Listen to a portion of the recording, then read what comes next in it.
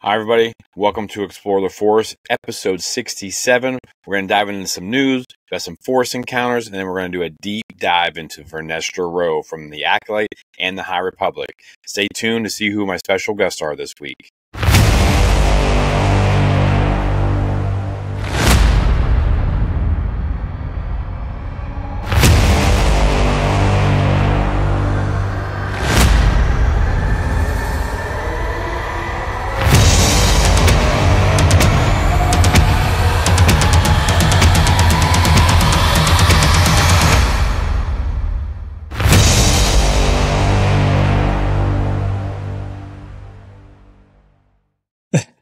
Everybody, welcome back to Explore the Force.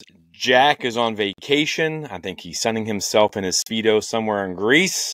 I'm sure they'll have an influx of people leaving the country very soon because of that. But I am joined by two very special people we've had on the show before. You should know them well. First, we got Marie. Marie, how are you?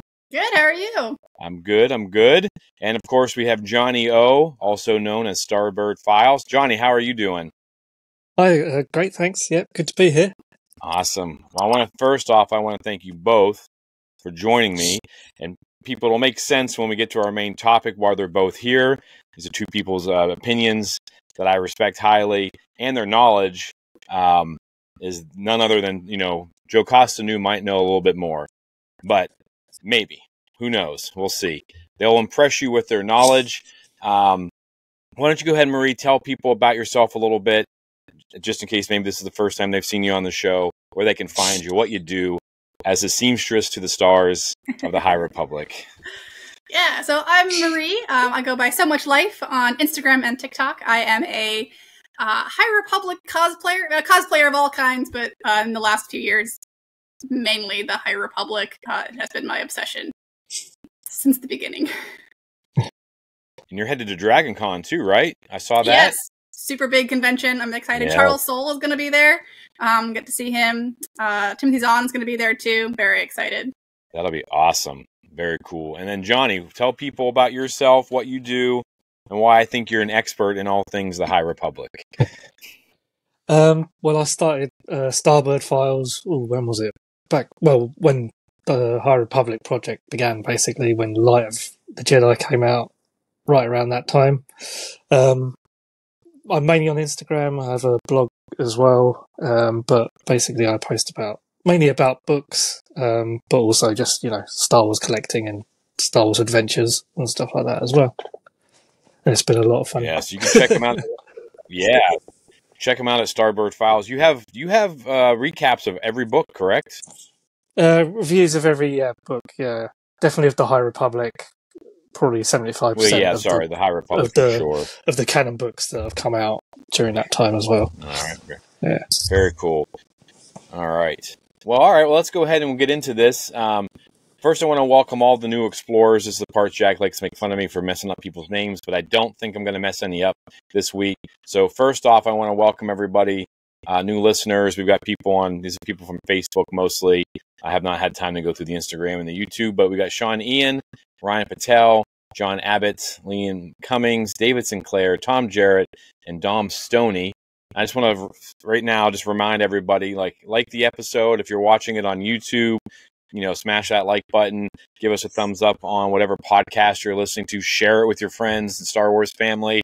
And we can follow us, Jack and I, on Explore the Force on all the social medias, and of course give these two, So Much Life and Starbird Files, a follow. Mostly on Instagram, yeah, for both of you. Mm-hmm. Mostly on Instagram. Yeah. So yeah, but yeah, let's go ahead and let's get started with the show here. Let's dive into our Force encounters.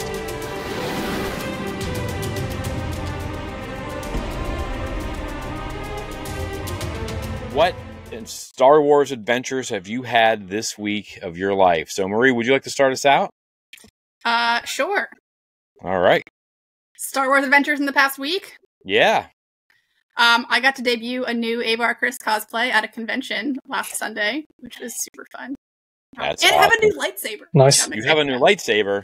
Yeah, arrived in the mail yesterday. Oh, very exciting. That goes along with your High Republic cosplay, I'm assuming? It was a gift. It's a very long story. Well, but it will go with the High Republic cosplay because it's silver and gold. Very cool. Very cool. Excellent. Johnny, how about you? Some Star Wars adventures, your Force encounters for the week, or? It's been a quiet week. A friend of mine was getting rid of some Star Wars books, so he kindly sent me the Tarkin novel, which I've read before, but I didn't have in my collection. And other than that, watched the first few episodes of Young Jedi Adventures, the second season. Forgot about that too. It dropped this week. You guys have been enjoying that show? I'll be honest here. I haven't watched that show. I think I need to, but is it pretty good? You guys enjoy it? It's very fun. It's a fun little show. Only for kids, but still very fun. All right, very cool. You don't have to think about it too hard. You can sling it on in the background while you're doing other stuff, you know. Yeah, I like it. it. And Bell and Ember show up a couple of times. Oh yeah, very nice. All right, some good name drops. Yeah, lots of name drops. I did see that because doesn't like Loading Greatstorm show up and all that stuff too? That's sad though. You're like, I know it's going to happen. Yeah. But yeah, so I've had a busy week. Maria, I don't know if you're back to school yet. I have started last week. We had students starting on Wednesday, and if my classroom, the wall looks kind of like what my wall behind me looks like, Star Wars stuff, Legos, and different things. And it's always a really great way to connect with kids that maybe don't have teachers that connect. You know, I've got some stuff up there for everybody and all kinds of kids, and so that was a really great. Over the 3 days of school, was able to connect with a lot of kids on Star Wars. Some of them give me a hard time about the size of the collection. I'm like, it's nothing. You should see my basement. But so that's been pretty fun. I always, appreciate that. And I know people say that Star Wars is dead to the young kids, but I don't see it. I see a lot of students who love Star Wars, and they want to talk to me about a lot of the different things. And then I went and I bit the bullet and I pre-ordered Star Wars Outlaws yesterday. So I'm pretty excited for that. We'll talk about it a little bit later here in the news section. But yeah, so those are my Force encounters. And I'm just trying not to go to the dark side since school has started. So, but anyways, very cool. Now let's move on to the news. See what's coming out of Bat 2 this week.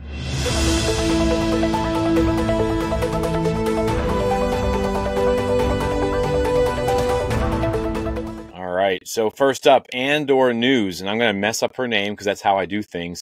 Adria Arjona, is that how we say her name? Bix, Nadine's character, or the woman who plays Bix. The actress says that plays Bix recently spoke with the Hollywood Reporter and gave her thoughts on season 2 of the show.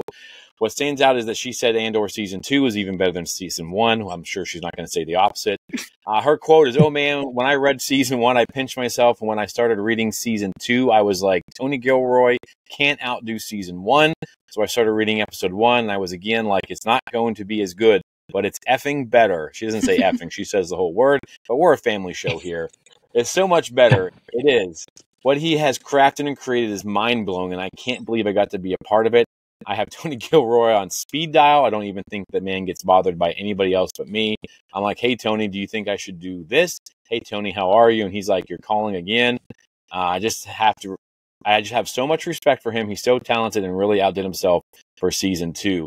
So you hear the actress playing, she plays Bix. How do we feel about this? I mean, first off, are you guys excited for season 2 of Andor? Marie, what do you think about this? Yeah. Yeah, I loved Andor. Such a good show, and I can't wait for season 2. Very cool. How about you, Johnny? When you hear this news, how hyped are you? I mean, I was already excited anyway. It's not really going to make me more excited because, like you say, they're going to say that anyway. But I'm just looking forward to it and the stuff that we've heard in recent weeks and stuff about how it's going to be, the 3-episode arcs, and it's going to advance a year each time. It just sounds great, and all the characters are going to show up. So. Yeah. Yeah, I'm pretty excited as well. It's her energy and her excitement for this. I've seen the interview. She's super hyped for it. Pretty pumped. We're basically getting like 4 movies of Andor season 2 because I went back and I looked before we got on, and the shortest episode was 43 minutes, and most of them were closer to an hour, between 45 and 55 minutes. So if we get that, you're getting 4 2-hour movies. 1 year out, 2 years out, 3 years, and then 4 right before that. So I'm super excited. And then, of course, the stuff we've seen at D23 has me fired up. Some of the stuff they showed I'm not sure if we were supposed to see that or if it was just on Twitter. I get confused as by what they showed us at D23 and what we saw, less than legally.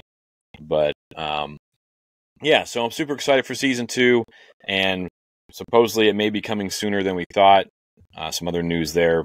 We'll see what happens, I guess. We'll just wait for the official announcement. But next, we've got Star Wars Outlaws news. So when this episode comes out, it'll be Tuesday the 20th, so we'll be 1 week away from the early release, which I just admitted, I did it. I thought I was getting DLC content or something, or some free pass, or I don't know. I may have gotten had yesterday and paid an extra like $30 or $40 or whatever it was. But it has a new trailer out, shows a bunch of the planets. Now, the article I read from StarWarsNews.net said it was all the planets, but it only showed us 4, so I can't imagine that is right. Have you guys seen this trailer?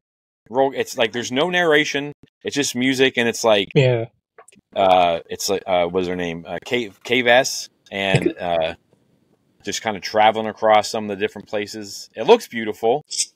So, what's your guys' are you guys gamers? Marie, are you a gamer? Yes and no. I'm not good at games. I have played like Jedi Fallen Order and Jedi Survivor on the easiest mode possible. That's all right. That's all right. Are you excited for this game?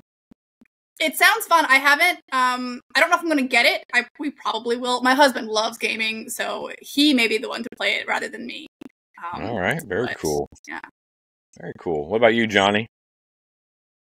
Well, I'm excited for it as you can be when I won't actually be able to play it. I've played Fallen Order, but I don't have the up-to-date gaming consoles to be able to play it. But you can bet I'll be watching playthroughs on YouTube and stuff like that. It looks really interesting and fun. I'm especially excited to see what they do with Kajimi and also Akiva, because Akiva's from the first Aftermath book. It's the home planet of That's why that Snapwexley, name sounds familiar. I'm like, okay. If Snapwexley and Mr. Bones don't show up, oh, that's where they may as well not have bothered making the game. Yeah, that's true. All right, I knew that planet sounded familiar. Yeah, they show us Akiva. It's like this rainy jungle planet that looks like it could be like somewhere in like down in like Latin America, somewhere out in the like South America as well. Like it looks really cool. Some animals. The next one is Toshara. It's dirty and dry with plains and mountains. It kind of has like this Sahara feel to it in some parts. And then, of course, like you said, Kajimi, the snow planet, what we first saw in The Rise of Skywalker. And then, of course, Tatooine. We've been there plenty.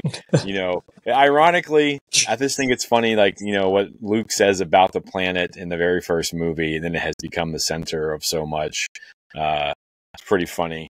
But yeah, I'm super excited for this. I paid an extra $30 to get it sooner. I may get sick one day that week.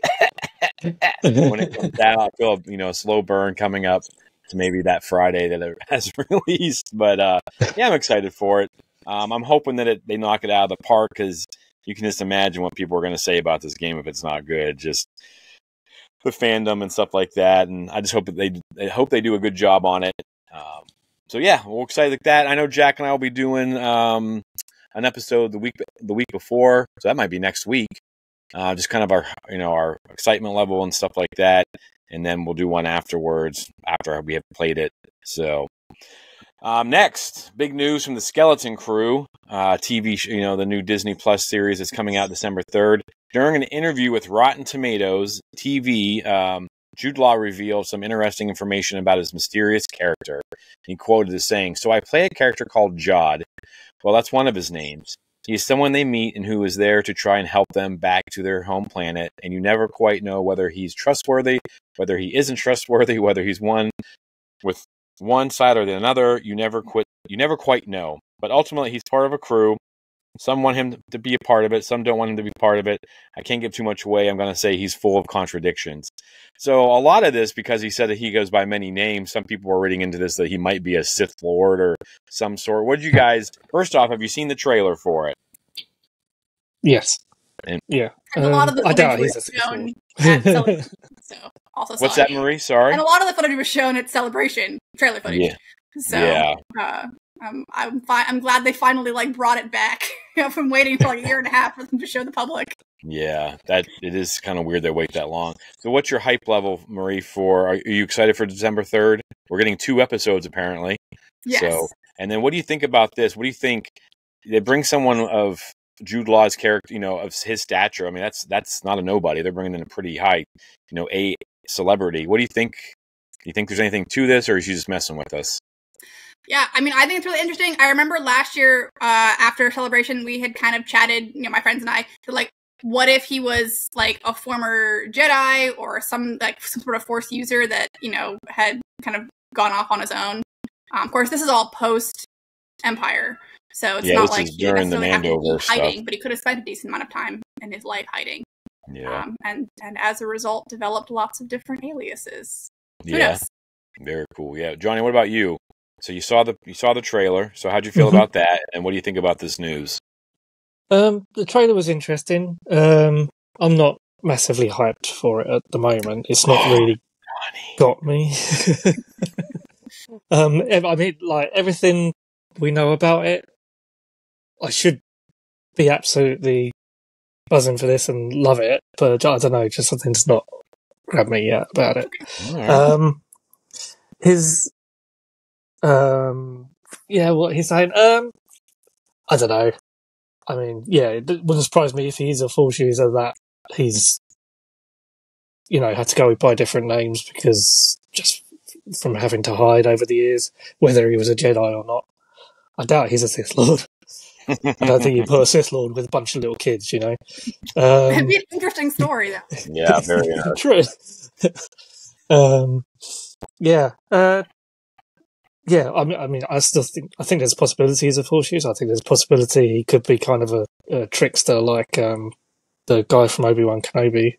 Yeah, that's kind of to be a Force user. Yeah, I can't think of that character's name, but that's possible. That's kind of what I thought too. Yeah, but yeah. Awesome. Yeah, I'm excited for it. I don't know. I feel like they always tell us these things, like they have a plan of what they're going to let slip, and this is just like some way to get us all talking. It's just kind of like with the Acolyte, where like in one interview before we knew officially twins, Amandla said that they are Osha one time and that they are May the second time. So like they introduced themselves as different people, and everyone's like, wait, what?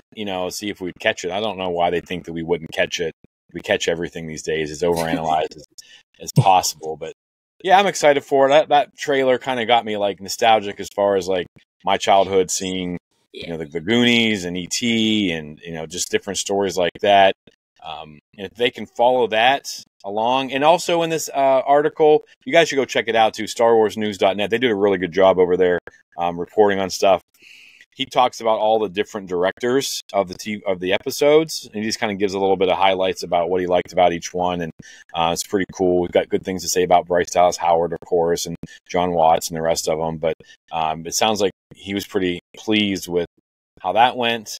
And of course, our final bit of news, I'm not sure if this really means anything or not, but Adam Williams is the head writer for the Star Wars Eclipse video game being developed by Quantic Dream. He just announced he's leaving to start his own studio. The game was announced with an amazing trailer in 2021. I don't know if you guys remember that one. It looks pretty cool, but not much has been said about it since. In 2023, a developer on the game said it was still simmering and it will be released when it's ready. This was going to be the first game set in the High Republic era, which, obviously plays in well with what we're going to talk about today. Do you guys remember that trailer? It had those guys playing the drums and something like scary coming out of the ground. So, but do you think does this mean that he's done? He wrote the story and he's leaving and they're still developing it? I mean, I was pretty hyped for this when I saw the trailer in 21. I'm like, this is going to be nuts. And then it just kind of disappeared and this is like the first set of news that we've gotten in quite a while. So, I was kind of surprised to hear about it. I wasn't sure if it was real, honest. I mean, like, obviously it felt real when it came when the trailer came out, and then no news. Yeah. Just kind of think that, like, maybe it's gone. Yeah, it's just completely, the trailer, and then since then it's just been tumbleweed, So I don't know. I don't know enough about gaming to know whether it's, a goner or or And the not. more we've done this show and we've reported on these things, gaming is a volatile business, it seems like. Lots of turnover, lots of people leave, lots of people quit. People are being worked too hard for certain things, and just like it seems very chaotic for what seems to be a pretty hard, pretty specific, and a lot of talented people involved in doing this. You've got great writers, and you've got these people who can do things. Developing these games is just, I can't even wrap my head around how that works, how that looks. So I hope it comes out. I hope this. Yeah, I wish him luck. I hope he wrote a great story, and I hope that they're finishing it up. And maybe at Celebration in Japan, we'll hear some news about it or something. That would be a pretty cool place to drop, like another trailer or actual game footage or something. But I think that's all the news coming out about 2 today. So we will go ahead and move on with our main show. And our main show today, we are going to dive into this. Who is Vernestra Rwoh? All right, folks. So these are why these two are here. If you remember, we started doing the Acolyte stuff. Marie was our first person we had come on. You got to go to the premiere, Marie, right? You got to go to see the Acolyte. And then, of course, you guys have read the books. Both of you have read the books, I know, and do an awesome job of talking about them, understanding them, and being able to put the stories together. We're going to kind of break this down. Like I told you guys off air, we're going to take a look at this controversial character. I don't know if she was controversial until the TV show came out, but she seems to be a little controversial now. But we're going to take a look at her background during the High Republic. We'll probably spend a lot of time there because that's where we all we'll find out how we felt about her, I guess, individually. And we're going to jump ahead about 100 years to the Acolyte TV show, talk about that version of Vernestra Rwoh. And that's where this topic for me came up. I think, Marie, you and I talked about it on our review, was like, is this our, I hate to be that's not my Luke Skywalker, but it seemed like a very different character. And, we just thought we'll let it play out and see what happens. And we got some news about books and different things. So we'll see. And of course, then we're going to jump back about, I think it's like 20 years or so. Well, 20 years for the book that's coming out. And then even further back for the last High Republic book. And I will give you guys a spoiler warning right now.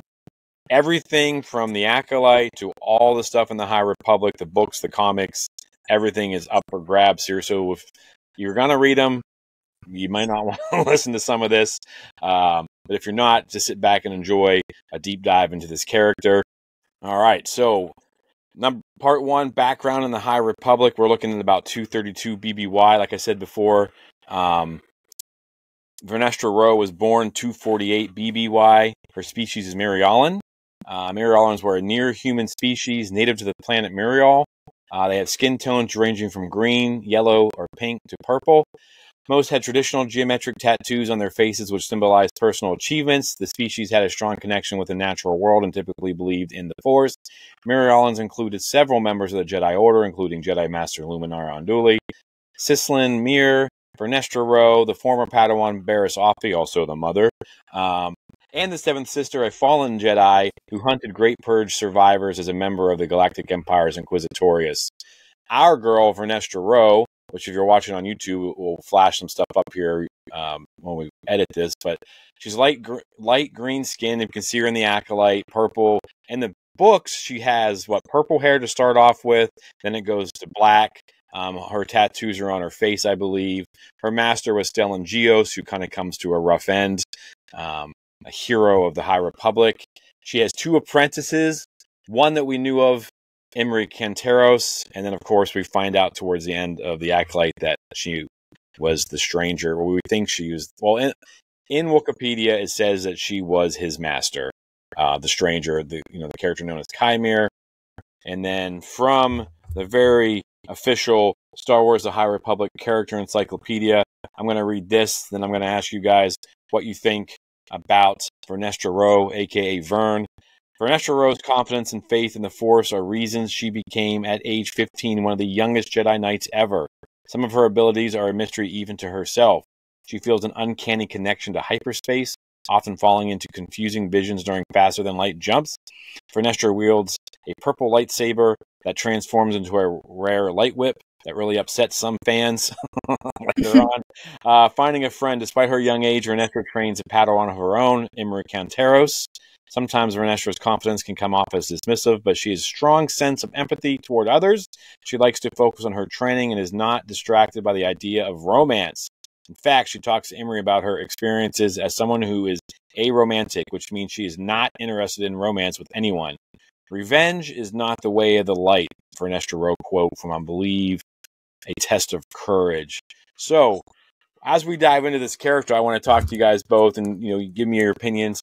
How did you feel about Vernestra Rwoh when you first meet her this is a mid-grade reader, right? A young, like the younger books.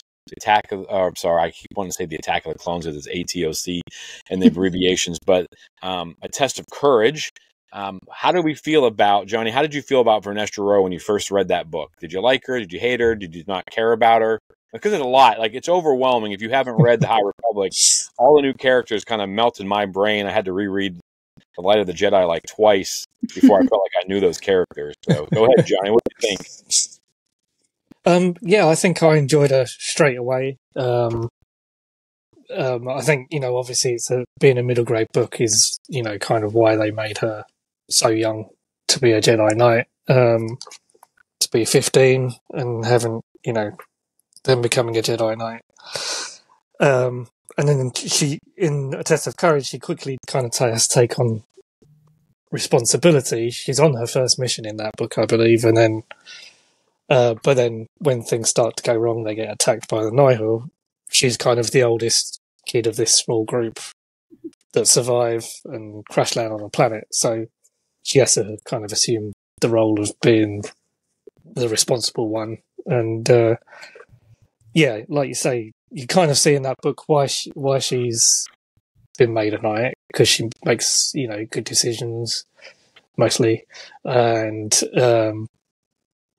and like you said, empathy, as you read in that description there, because she helps to bring Imri back from the dark side because he's grieving from the loss of his master and kind of loses himself to anger late on in the book.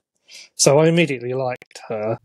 I wouldn't say she became one of my favourites until a little bit later on, kind of thing, as you get to know her through some of the other books. But she was always an enjoyable character in the books, I thought, and relatable. Right.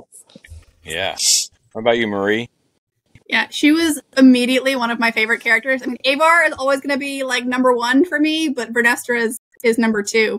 And I felt like a really like deep connection to her character because I felt that like gifted kid burnout immediately, like being pushed to do so much stuff when you're really young, and then knowing that like that's probably going to take its toll on her and that she probably should not have been pushed. I am very angry at Stellan Gios for allowing her to become a knight at 15.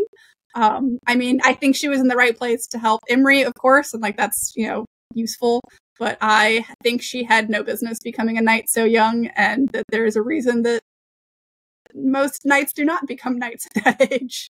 So. Yeah, you would think, as you guys are saying that, I mean, as teachers, we know that nothing trumps life experience. You can know everything you want to know, but nothing really trumps life experience. Yeah. But like Johnny said too, she does get that experience in this book, whether she should have been put in that position or not. I mean, that makes sense, but it seems like they just kind of almost similar beginning of these Jedi, because they haven't had any real threats, it seems like, right? Like there hasn't been anything that's really pushed them. Like that's what these books are, is like when the Nihil and the Drungir show up, they're not really prepared for it, like it seems. And it sort of seems that way in the Acolyte as well, because they have that drop off of about 100 years after what we assume is the end of the High Republic and the Nihil battles, which we'll get into. But some of those Jedi don't seem really prepared for life as well. But yeah, super young character thrown out there, and it kind of reminds me, like I've talked about this before, is like seeing the live action young Ahsoka in the middle of the Clone Wars. Disturbing, changed my view on. I mean, I love Ahsoka, but it made me like her more just for the fact. But I also kind of question the Jedi starting there. I was like, well, that seems, they're in a battle, but so yeah, I immediately, I'm not sure why, gravitated towards this character. I liked her a lot. I wasn't sure because I think she shows up in a lot of books in the first phase. Like she's either mentioned or she has short stints. I wrote down, Into the Dark, Light of the Jedi, Comic Phase 1, The Rising Storm, Race to Crash Point Tower, Out of the Shadows, Mission to Disaster, Tales of Light and Life. And that's just like the beginning, or Phase 1, and then the beginning of Phase 3. And Phase 3, Defy the Storm, The Temptation of the Force. She goes from being a babysitter in this very first book we see, right? Because she's babysitting Avon Starrow, who knew she would become as important as she did, to what she is towards the end of these books. So what do you guys think about that journey for her and how she's handled it? So people, if you don't know, and if you've only seen this character in the TV show, you just see this kind of jaded, I don't know, you guys agree or disagree, like it doesn't seem like the same character from the books to me. And I'm not saying that in a bad way. Like I'm not saying that like people got angry in The Last Jedi, well, that's not my Luke Skywalker. I'm saying she is not the same person, but she's also had 90 years of life to kind of beat her down. So what do you think of her journey just in the High Republic so far? So in Phase 1, we get her bunch. She's really young. She just turned 16 at the beginning, I think, of that book. She was knighted about a year prior to that. And then, all the stuff she goes through. So everything's fair game here. Her issues with hyperspace, her issues with hiding what she's feeling and thinking and keeping her light whip a secret, all the way until we get into Phase 3, where she's, she is starting to get a little bit angry. Some people point that out in some of the comments we'll read later. But what do you guys think about her journey from babysitter to, possibly like, I don't know if she's on the Jedi Council and the Acolyte, but she seems like she's like the next step is the Jedi Council, right? So what do you guys think about that? Johnny, you want to go ahead and go? In terms of a journey in the High Republic, I think, well, she's been through a lot, but then everybody in the High Republic has been through a lot. But then, like you say, she's 15, 16 years old. So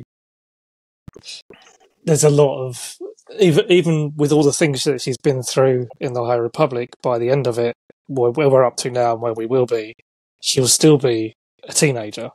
And you still have a lot of growing up to do through your 20s. And obviously we continue to change. But so that's a hell of a lot to take on during that period of time. And as you guys were saying earlier, she was made a Jedi Knight too young. You can see why, because at the time it's a time of peace and all this stuff with the Nihil and Drenju and there's been no Sith for a long time. And she is mature for her age, and then she has a lot of similarities with her master Stellan Gios, I think. But then you see through some of these stories, especially early on, how quite often at the time she's thinking, what are other people thinking of me because I am so young? Am I being taken seriously? She feels kind of the pressure, so to speak, but then she also keeps things to herself probably because of that. Things like keeps her light whip a secret to begin with, and keeps, like you say, her feelings to herself, which is a good thing when you're a Jedi, I guess, especially. But then we see that a lot. So she has a spell, jumping ahead a little bit in the High Republic, where she walks away from the Order for a little while. Well, kind of. She becomes a way seeker. Right? And unofficially. Yeah.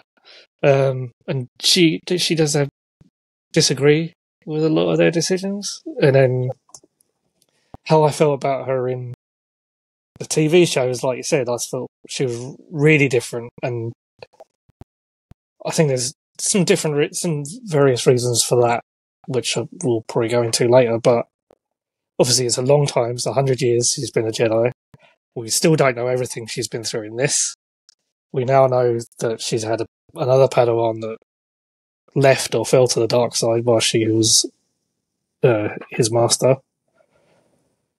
So there's a lot of time for change, and there's a lot of time to see why she is the way she is now in the Acolyte. Some of it works, I think, for me, and some of it doesn't. Yeah. I'll leave it there for now. Okay, good. Marie, what about you? Her journey from babysitter to like I said, one step below the Jedi Council, which I can't imagine after 100 years she's not on the Jedi Council for whatever reason. But yeah, she may not want to be. I mean, that's true. She saw Stellan basically destroy himself to be on the council, and she saw his health like deteriorate towards the end and all that. And I don't know. I like her journey in the High Republic a lot. Obviously, she starts out as like a really mature kid, and she like only gets wiser from there. I think her approach to teaching Imri was really good because she sort of recognizes that she does not have the life experience to be a master yet, and so she like seeks out other people that can help. Other people that can help Imri, and I think I appreciate that. But Johnny, I think you made a really good point that like she learns how to keep secrets, and that's probably because she's really young and people don't take her seriously. That I think plays a lot into what we end up seeing in the Acolyte. That like maybe this is who she learned how to be, someone who had to be kind of self-sufficient because she always had to prove herself, and maybe like just learned that you just do things because that's what you have to do in order to accomplish your goal. That maybe people aren't going to listen to you otherwise. Yeah, for sure. Yeah, no, you both make great points. I think that as well. I thrown into the too soon. Her journey is, I mean, we'll have spent so much time with this character by the time the High Republic's over, and of course the new book that's coming out. We'll see. I think it was May something next year. I have it written down somewhere, but sometime. I mean, it is 100 years from when I was looking at the calendar or the pacing guide and the encyclopedia. That roughly starts about 232 BBY. The books do. And then the Acolyte supposedly starts at 132 BBY. So, I mean, it's a full 100 years for that stuff to happen. But I think the journey's cool. I think she's a poster child for what's wrong with the Jedi Order. We've talked about that at length on this show, and we keep threatening what's wrong with the Jedi episode. But I think that's multiple episodes. The fact that she keeps everything hidden is just another example of some of the flaws in the Jedi Order. She shouldn't have to. I mean, she's a 15-year-old kid. I don't care if you can be whatever at 15, but you're still 15, and like you guys both said.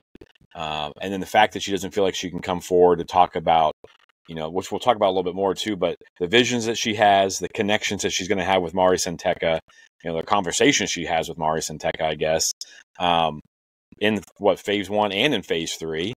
So, they play it off like headaches and stuff in the Acolyte, which I thought was cool that they mentioned it. They may have overdone it a little bit, but I think she's just kind of a poster child for what's wrong with the Jedi Order as far as them not being able to be honest with each other. Like, they need some Jedi counselors, right? Like, you need to go in therapy, talk about your feelings, that kind of stuff. I know you're not supposed to have any. They exist. They need to be used. Yeah, so...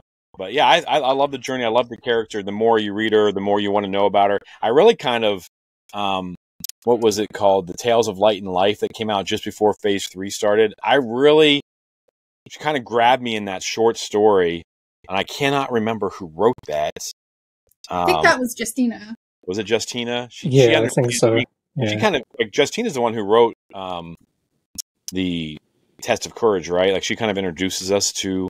Yeah, it's Justina. Almost kind of like her character. So she has a pretty good grasp on it, but it really kind of pulled me in to her, and then everything that's going on. And we'll get to that, the end of the High Republic. We can actually kind of talk about that before we get to, the second part. But her journey, she does start getting a little bit jaded, especially after Stellan dies, the great disaster, and then her issues with Elzar. She's not a happy camper when it comes to Elzar Mann, even though he's like kind of let go. And I don't want to give too much away from one of the viewers, but yeah, I think it's an interesting story. She just seems kind of there in these last 2 books, right? Like, she finds Imri, she's super proud of him, she knights him, and then of course we know that they named her ship the Kenteros, I think, in the Acolyte, and everyone was saying that Chimera is Imri, and I'm like, well, no, because he's a white dude, and like, they're not going to change that much, and he's human. Yeah. But I don't think her ship would keep his name if she was concerned if he had about fallen him at the end. Yeah. But what do you think about towards the end? So we've got her. She was not in what's the first one? The Eye of Darkness, right? Or Defy the Storm, which was Eye of Darkness came out first. Okay, she was in Defy the Storm. Yeah, so she was in Defy the Storm, but not Eye of Darkness, and then she's back in Temptation of the Force. What do you think about? And we're one book away from the end, one adult novel away from the end. I think that's the final book. I'm not sure if there's. It seems difficult to keep up with, but, what do you think about her so far in those two stories? Because, she goes from a young kid, and she's still not even. If she was 16 when it started, it's been a year, so she's 17, maybe 18 years old, and she's going to live, we know, for at least another 100 years. But you think about any 18-year-old kid, they're a mess, right? So what do you think about what's happening to her in those two books? Do you feel like she's starting to change there, or just kind of the status quo? Yeah, I definitely feel like we can feel some change in her. She's certainly not the ever optimistic person that she was in the beginning, I think. She's a little more cautious than she was, at the start. She's maybe 18 as a teacher. I'm used to dealing with teenagers. A lot happens, between 15 and 18, and then a lot more happens between 18 and 25. Your brain is still developing. I guess I can't say anything about Mary Allen brains, but there's a huge amount of learning that happens. They can have children with humans, it says in Wikipedia, so they're probably pretty similar. So yeah, it's a formative time in your life, and to go through such intense traumatic experiences at that formative point in your life will change your brain chemistry. Yeah, for sure. What about you, Johnny?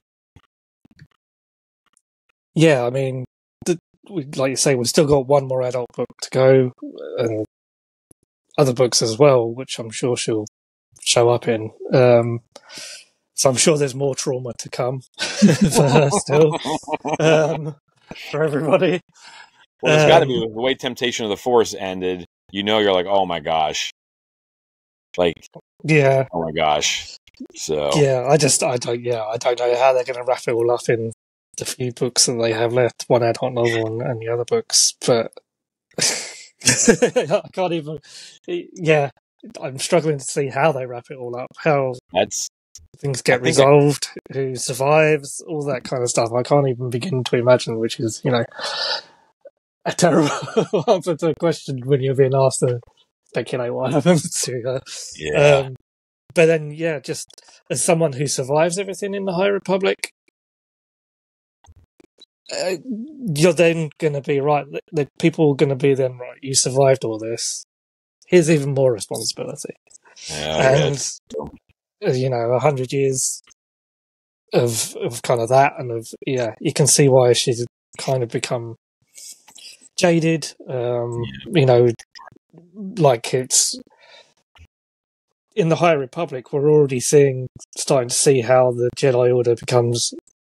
I think this is kind of the story of how the Jedi Order becomes much more closely entwined with the Republic, as if they weren't already anyway. Yeah. And then it only becomes more so by the time we get to the Acolyte and the prequels. So the politics of it and where we see her regarding to that, and keeping in the Acolyte and keeping the investigation, kind of trying to keep it secret within the Jedi Order, and then lying about it, framing Soul. Yes. I think you can start to see, even if not specifically her, although like you said, she has kept secrets before, how the Order as a whole gets from there to where she is in the Acolyte. Yeah.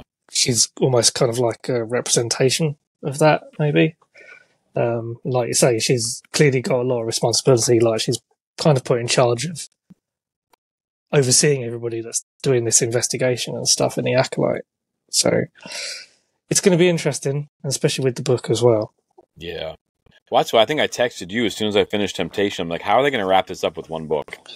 I'm pretty sure I texted you almost immediately after finishing, like, how are they going to finish this all up with one story? And I know we had Kevin Scott on here, and he was kind of squirrely about, is there more to come? And of course, you're never going to be able to tell us. And we didn't ask him on air because it's kind of pointless to do that to them. But he just was like, well, just enjoy the stories, So there has to be more, right? I mean, we know that there's stuff coming, but not necessarily the High Republic. But we'll go ahead. I think we kind of covered her pretty well.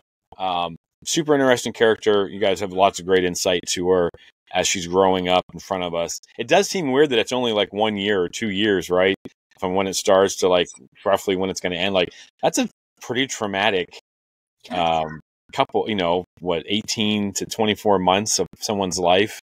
We're going to dive into the Acolytes 132 BBY. So we're looking, just about 100 years outside of the Phantom Menace getting started. And the big thing, like Johnny, you brought that up, how it got intertwined. But if you look at the beginning of Phase 2, which is another 150 years back, at least, right? Is it 200? I can't remember. It's 150. Yeah, more. And they're already intertwined. Like, they're already, like, mixed up. And, so I'm curious as to, like, when that really happens. But in this book, and this is where, I ask people for their opinions and things like that. Is she a fallen Jedi at this point? I mean, what did you think of her character? Because I don't think she does a lot of good in this episode, like in these episodes. Like, other than watching, again, spoiler alert for everything Acolyte, other than watching Jecki get 3-hole punched, this is probably the most traumatizing thing from the show for me, is how a character that I love so much in the High Republic to become this, I almost think, kind of monster. Like, I am not thrilled. How do you guys feel about her, from in this series? Like, what are your feelings? How have they changed? Have they changed? You like her more? You like her less? Do we need a season 2 to figure out what the hell's going on? Which I think, in my opinion, I feel like we need a season 2 to see what happened. I don't want it all necessarily in the book, but who knows if we'll get that. So, Marie, what do you think? Like, what are your feelings on her in these Acolyte episodes? And everything's fair game. Everything she does, the soul, everything she hides, the ending, all that stuff. So that's all fair game. So what are your thoughts on her 100 years later? She feels really tired to me. Yeah. She's just tired. And I think it's very evident that she doesn't like politics. She doesn't want the Senate to be involved. She probably doesn't agree with the Jedi being so involved with, Republic stuff. And I think that's probably her primary motivation at this point, is like doing maybe what's best for the Jedi so that they can, follow the Force, and just trying to keep the Republic out of their business. And I think from that perspective, a lot of the things she does make sense to me. What are they good decisions? Maybe not. But I could see the sort of like twisted logic, like the mental hoops that you jump through to like justify yourself and your actions. Her blaming Soul hurt my heart a lot. That was rough. That was a punch to the gut. But even that, while I don't agree with it, I can understand why she might think in the moment that like that's going to be the best way forward, to keep the politicians in their lane, and then maybe to continue learning and pursuing this independently. That maybe that was the only thing she could see that would allow her to do that. But yeah, she just feels really tired to me. She's lived a long life and seen a lot of shit. Yeah, definitely. I can't even imagine 100 years of, that's a coherent 118 years or 20 years, whatever she is. It's not like she's losing her marbles here at the end. It seems like she's well within her faculties. Johnny, what about you? What do you think about the journey or the character that we see in the Acolyte? Lover, hater, how do you feel about the stuff she does? To begin with, when we first see her in the Acolyte and through most of the series, I absolutely hated the portrayal of her character. And then in the last episode, I think it turned around quite a bit for me. not completely, but like I could understand some of her decisions, like Marie said.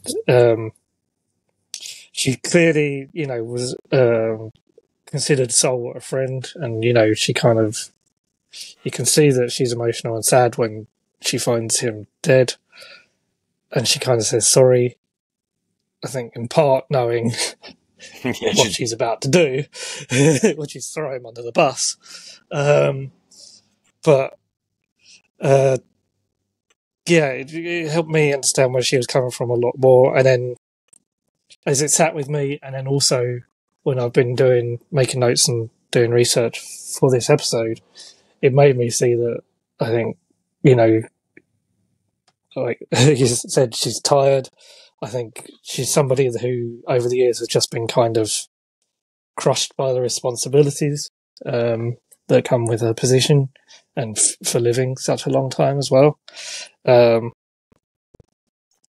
I think, which, if there is a season 2, and I really hope there is a season 2, that would, I think it then has to focus on her and her relationship with Chimera. Yeah. Because the rest of the story is almost done. Obviously, the part with Sol and everybody else is done. May and Osha still play into it, but it's not. I don't think it's really their story going forward. It's the story of Vernestra and Chimera. Yeah. So I think I came around on her on the character and the way her character was written in the story since the finale. I still don't like. I don't think Rebecca Henderson was the right choice of actress to play her. But that's just me. Maybe I don't know. Not just you. But I like the character as it is in the Acolyte a lot more than I did to begin with. Yeah, I have a hard time because I feel like I need more information, right? Because if I'm just going off what I see, she's lied about Chimera, right? Do people know that her, what happened? Did she lie about that? Is she because she's shocked that he's alive. He's like, what? And he's terrified of her. I mean, you could see it. He puts that helmet on and is like, I'm getting the hell out of here. I feel like we have to have a season 2, even if it's not even, if it's just about those two, I think I'd be fine with it. It's hard for me to, I didn't care for how stiff she was. It's not the character I thought it was going to be, but I mean, that's maybe my preconceived notions of how Vernestra was going to be from the books. And then, I don't know. I mean, maybe Rebecca Henderson is told, this is how I want you to play this, by Leslie Headland or by the directors. I mean, it's hard to know some of this stuff, but not the same character to me. I'm not sure what her end game is, but I also don't feel confident saying well, she's a terrible Jedi or a fallen Jedi till I know more of the story. It's hard for me to, I don't want to be one of those fans who's trash and stuff that we don't have enough information for. But is that, I mean, I know there was an article where Leslie Headland said she wished she had explained more of that backstory. And so I'm like, well, yeah, we all wish you had done that. But you had a couple short episodes. Why not throw some more flashbacks in there? But I need more, what she does to Sol. I get it. It's kind of like a Dark Knight ending where, the hero that they need and the hero that needs to be there kind of Sol needs to do this for the Jedi to keep them afloat. I'm not sure what the Republic could do to the Jedi. They're going to be like, we're not going to work with you anymore. All right, then don't trust us. We'll go do our own thing. But, so I didn't care for her in the show, which was a bummer to me, like I said. And then, of course, I want to see where it plays out. And I want to know what happens. And that kind of leads us into the finale. The final part of this is what happens between, we have a 90-year, 100-year span. We're also getting a book that's 20 years prior to the Acolyte TV show on 152 BBY that has a picture of her and has a picture of Indara in the background. What do you guys think? And this is all speculation, of course, as we don't know. I'm asking is, this last book of the High Republic, like Johnny said, there's a lot that needs to be wrapped up in this last book of the High Republic. Are they going to be able to focus so much on Vernestra through this that it's going to be like, oh, that all makes sense now? Or do we have to wait, and what would be like, 90 years for this Wayseeker book to come out? Which we don't have to wait 80 or 90 years, but we have to wait until May next year. But May 6th, 2025, that's when it comes out. So what do you guys think? Marie, what do you think? What do you think, like speculation, whatever you want to, I'm kind of hoping that the book talks a lot more about maybe her relationship with Chimere. I mean, if it's her becoming a Wayseeker, then like maybe the thing that made her like officially become a Wayseeker is that she lost a Padawan. And she kind of petitions the council to go off and do her own things. Maybe we'll get some like flashbacks and we'll see stuff. I don't know how much they're gonna like save to like show exclusively in Acolyte season 2 if they get it, or if they're gonna give us flashbacks in the book, or maybe the book is the story of Chimere's fall. Because that could be a possibility.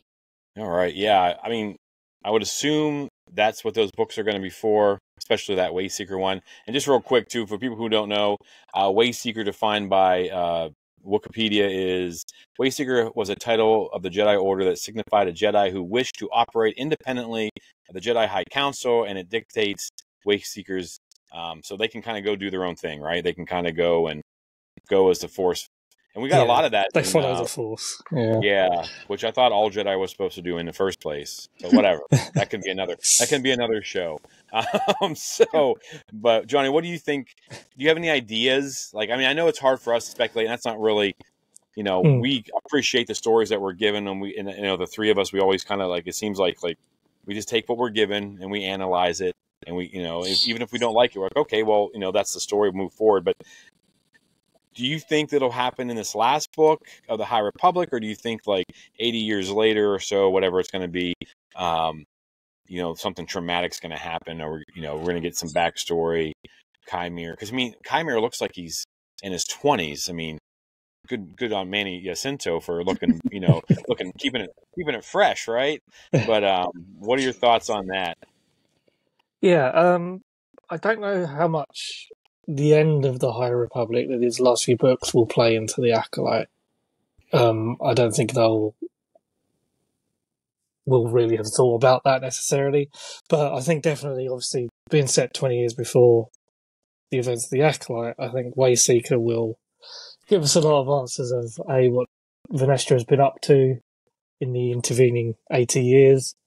I think absolutely Chimere, or whatever his real name is, will be her Padawan in that book. I think, without doubt. I would say he's probably in his mid-30s, as good as Manager Cinto looks. I think probably the character's probably in their 30s, so he'll probably be bagging that kind of teenage Padawan kind of age. Whether we'll see him the moment when he kind of walks away or leaves or whatever, or is seduced by the dark side, whichever it is, come first. Maybe he just walks away from the Order and then gets recruited later. But I think we'll at least see the seeds of why he walks away and leaves. And it's been 80 years. She may well have had other Padawans in the meantime as well. By that point, she may... Yeah, like you say, it's called Wayseeker. Maybe she becomes a Wayseeker by the end of the book, or she has been a Wayseeker and comes back and then gets Chimere as a Padawan then. There's only 2 listed on Wikipedia, but yeah. I mean, there's only 2 listed on Wikipedia, but they change that stuff. I mean, they change birthdays on there, so everything's fair games. My big thing for me is, there's a conversation she's doing her. She's in hyperspace. She's having these conversations with Senteca still. Then she kind of has what I assumed was the final one. Something with that's got to be, and that was established like in the first book, I think, in the Light of the Jedi. Did that happen in the Light of the Jedi when she connected with her, or maybe it was later? Those books all kind of blur together for me. Marie, you've read them probably more than anybody. Do you remember which book she has? Yeah. Do you remember which book she has that conversation where she first connects with Marie Senteca? It was Out of the Shadows. It's my favorite. Okay, all right. That's the one on the that's the mystery one, right? Where the Drengir kind of get exposed or kind of get introduced. And that's Into the Dark. No, that's Into the Dark. That's in, yeah. Out of the Shadows is the gravity heart when they go find the device that's pulling ships out of hyperspace. Yeah, and Mari's on that ship. Okay, all right, yes, all right. I sometimes these books, man, read so many. They all of go them. together. Yeah, they all kind of blur. All great. I wish I had time to like reread them again, but I feel like that needs to be explained at least in this final book. Like, there's something that's waiting, and she says, I feel like she says something like, you have everything you need. What does that mean? Is this going to what sends her off to be a way seeker? Because according to, Wikipedia, which we know it's not the end all be all because it's not Disney or Lucasfilm, but she only has those two, so she's going to go off on her own and disappear for another 80 years or whatever. She's going to come back and have her, her Padawan. I do think you're right though too. Both of you, I think the Wayseeker book is going to be about her and Kymir and what happens there. And then hopefully we get something. I mean, I don't know. I'm losing hope of a season 2 because we didn't get it at D23, and I don't know. But I guess maybe with comics and books. But yeah, I feel like that's a big part of that story, and I feel like the last book of the Acolyte is going to have to be 1,000 pages long or not the Acolyte, sorry, of the High Republic. High Republic's going to have to be like 1,000-page novel. Maybe it'll be a part 1 and a part 2. We just don't know it yet. But there's a lot that still needs to happen, and just with her character alone to finish off these storylines. And a lot of these storylines that they just disappeared. Like, where's Master Comac? He's like one of my favorites. Yeah. Does he show back up? Whatever there. Is that something that has to do with something else? Like, I don't know. It's crazy to me. But just focusing on Vernestra, that something has to happen, right? With that whole concept. I mean, I know they have something planned. So when's that going to happen? You know what I mean? Like, I'm really excited for that book. Does that come out before the Wayseeker? Do we know when that's a good last book comes out? I didn't get to look that up prior, but hopefully it comes out prior to it. But I think it comes out spring 2025. Yeah, so I don't maybe know just before. Just before it. All right. Well, man, there's a lot, right? People if you're not reading the High Republic, folks, you need to read the High Republic because it's a lot. We could probably so many options, so many things to read. You can just read the adult novels. You can read all the different stuff. You can do the comics. So final thoughts, you two, on Vernestra Rwoh. What are we thinking? What are we hoping for? I mean, we got her, we kind of talked through her whole life so far, and then we've speculated on what we think might happen in between. What are your final thoughts on this character? Where does she rank for you guys? In your Jedi hierarchy, is she up there? Is she not up there? Those kinds of things. So, Marie, what do you got from her, Marie? Yeah, I adore Vernestra. She is like my number 2 on my High Republic list. I don't know if I could rank all Star Wars characters, but Avar and Vernestra are 1 and 2 for me of the High Republic. And I just want more. I'm excited to get the Wayseeker book. I'm excited for the end of. I mean, I'm sad about the end of the High Republic, but I'm also excited to finally get there. And then hopefully they have more things for us after the end. And yeah, fingers crossed for a season 2 of the Acolyte that will explain more about Vernestra and why she is the way she is now. Excellent, Johnny. What about you? Vernestra's a great character that I really enjoy. In terms of the High Republic, I don't know. There's so many great characters in the High Republic. I find it hard to to say where she would rank amongst them. But yeah, the fact that she's been the first character to jump from the books of the High Republic to be on screen is just fantastic, even though we didn't necessarily love everything about it. And if you want to know why we didn't love everything about that, go back and read the High Republic books, because then you'll find out why. And yeah, there's clearly a lot more of her story to tell. Yeah, she's definitely, for the High Republic character, she's definitely up there. I will not lie and say if I had to rank her, Jedi that I love and all that stuff, she'd be way up there. In the books, she would fall dramatically during the Acolytes until I see or read these next 2 books or get that season 2 of the Acolyte maybe they're retooling it. Maybe they're going to come back and it's not going to be called the Acolyte. It's going to be the Vernestra Rwoh show. Who knows? But yeah, it's definitely up there. Interesting characters. A lot of, like I said, a lot of the issues with the Jedi she kind of embodies those. And I think it's interesting, her story arc. And should it be a surprise that a character that young, that much, like you guys said, that much responsibility has been, I mean, think about, in real life, we have responsibility, then we retire at 60 or 65 because all right, that's enough. We can only handle it for so long. In this character, these people are just getting hammered. You think about politicians, and I don't want to get into that, but you see them age with the stress of the job, whether they're doing a good job or bad job, but they age no matter where they are in the country or what country they're running or any of that stress that, it gets to them. So yeah, I'm looking forward to it. I hope we do get all that, continuation, even if it's in books. I'd rather see some of it on the big screen or on the television screen at least. But yeah, real quick before we go, I was going to read off some people's thoughts on Vernestra, and then we'll sign off and we'll get out of here. All right. So Darcy Rain Ratcliffe says she becomes jaded and wants to protect the order that continuously fails to protect itself. Lies beget lies.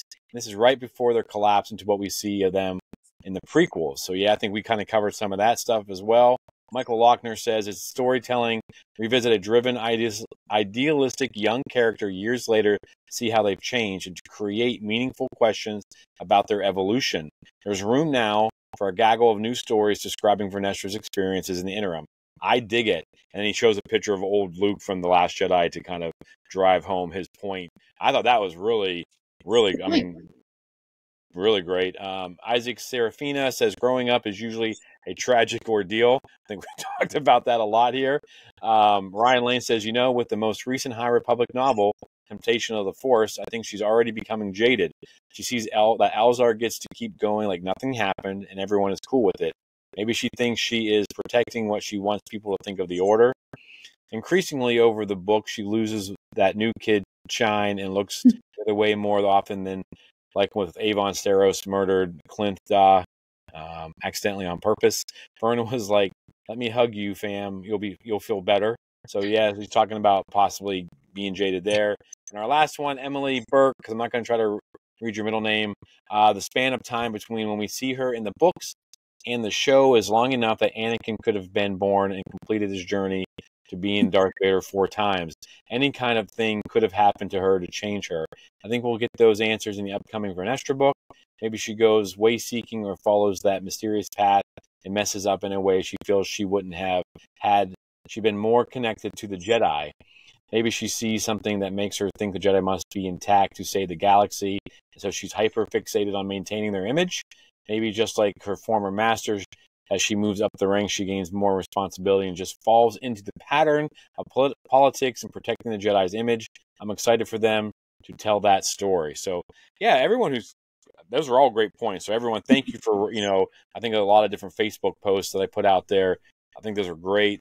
And it sounds like we're all kind of excited and just kind of, we want to know more. And I think that's the sign of a good character, right? We want to know more. We're not like, nah, who cares? But I want to thank you both again so much for deep diving Vernestra Rwoh with me. Like I said, this has been an episode I've been really wanting to do, especially with you two. So thank you one more time before we leave. I want to let you guys tell everyone where they can find you, Marie. I'm Marie Bernadette, So Much Life. You can find me on Instagram and TikTok, where I will post High Republic cosplays and talk about the High Republic books, mostly. And Johnny? At Starbird Files on Instagram, and then there's links from there that go to my blog and things like that. Awesome. And do you guys have a favorite quote, maybe from the High Republic, that you want to sign off with today? Favorite Vernestra quote comes from Mission to Disaster. She says, "The closest we ever come to being truly one with the Force is when we're working to help make the galaxy a better place." Excellent. What happened to that Vernestra is what I want to know. I guess that's what we talked about. So, what about you, Johnny? It's not a High Republic quote, but the Force travels with you. Excellent. Again, thank you both so much for coming on the show. People go check them out on the Instagram. Check out the blogs. If you haven't read the High Republic stuff, you can go on to Johnny's stuff and you can get a quick crash course into all the goodness. And for all of us, and for Jack, who's probably on a beach in his Speedo, freaking people out in Greece, we have spoken. We'll see you guys next week.